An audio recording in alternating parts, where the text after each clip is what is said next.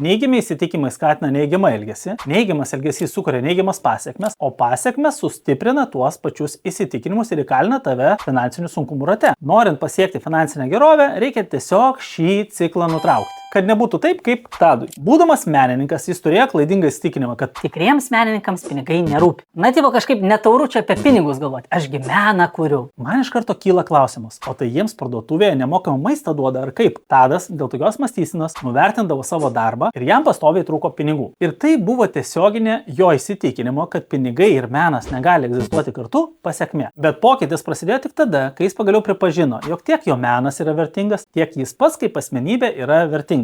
Ir šis mąstymo pokytis leido Tadui išsivaduoti iš savęs ir savo darbų nuvertinimo rato. Padidėjo užsakymo kiekis, padidėjo pajamos, jis galėjo daugiau laiko skirti tiems projektams, kurie jam pačiam buvo įdomus. Nes turėdamas daugiau pinigų, jis jau galėjo dirbti ne tam, kad išgyventų, o tam, kad kurtų.